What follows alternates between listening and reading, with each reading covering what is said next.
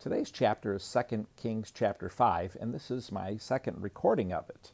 I had it all complete, had it posted to YouTube, ready to premiere at midnight, and then I realized I read from the wrong translation. Here is my Christian Standard Bible that I'm reading from, but also here is my New American Standard 2020. And I had read the entire chapter from the New American Standard. Not that that's a bad thing, but that's not what we're doing here. And it is Holman that gave me the permission to use their Bible for this page. I don't know that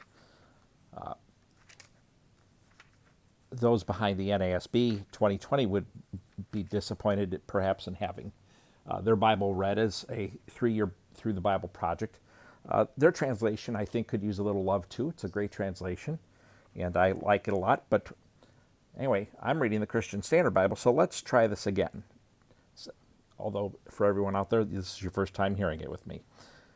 2 Kings chapter 5, Naaman's disease healed.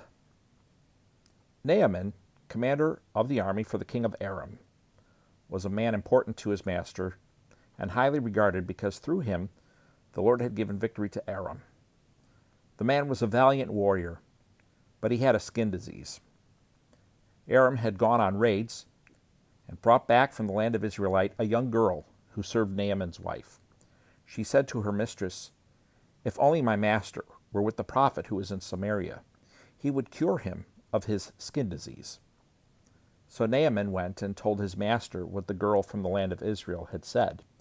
Therefore the king of Aram said, "Go, and I will send a letter with you to the king of Israel." So he went and took with him 750 pounds of silver, 150 pounds of gold, and 10 sets of clothing. He brought the letter to the king of Israel, and it read, "When this letter comes to you, note that I have sent you my servant Naaman for you to cure him of his skin disease." When the king of Israel read the letter, he tore his clothes and asked, "Am I God, killing and giving life, that this man expects me to cure a man of his skin disease? Recognize that he is only picking a fight with me." When Elisha, the man of God, heard that the king of Israel had torn his clothes, he sent a message to the king, "Why have you torn your clothes? Have him come to me, and he will know there is a prophet in Israel." So Naaman came with his horses and chariots and stood at the door of Elisha's house. Then Elisha sent him a messenger who said, "Go wash 7 times in the Jordan, and your skin will be restored, and you will be clean."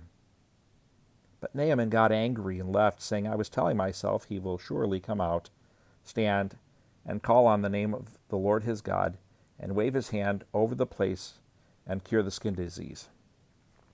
Aren't Abana and Pharpar, the rivers of Damascus, better than all the waters of Israel? Couldn't I wash in them and be clean?" So he turned and left in a rage. But his servants approached and said to him, "My father, if the prophet had told you to do some great thing, would you not have done it? How much more should you do it when he only tells you, 'Wash and be clean'?"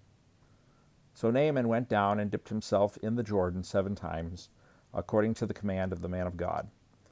Then his skin was restored and became like the skin of a small boy, and he was clean. Then Naaman and his whole company went back to the man of God, stood before him, and declared, "I know there is no God in the whole world except in Israel. Therefore, please accept a gift from your servant." But Elisha said, "As the Lord lives, in whose presence I stand, I will not accept it." Naaman urged him to accept it, but he refused. Naaman responded, "If not, please let your servant be given as much soil as a pair of mules can carry. For your servant will no longer offer a burnt offering or a sacrifice to any other god but the Lord.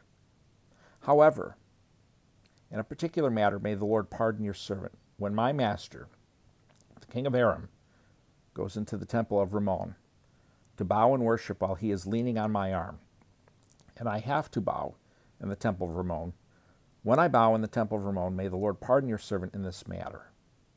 So he said to him, "Go in peace." Gehazi's greed punished. As Naaman had traveled a short distance from Elisha, Gehazi, the attendant of Elisha, the man of God, thought, "My master has let this Aramean Naaman off lightly by not accepting from him what he brought, As the Lord lives, I will run after him and get something from him." So Gehazi pursued Naaman. When Naaman saw someone running after him, he got down from the chariot to meet him and asked, "Is everything all right?" Gehazi said, "It's all right. My master has sent me to say, I've just now discovered that 2 young men from the sons of the prophets have come to me from the hill country of Ephraim. Please give them 75 pounds of silver and 2 sets of clothing." But Naaman insisted, "Please, accept 150 pounds.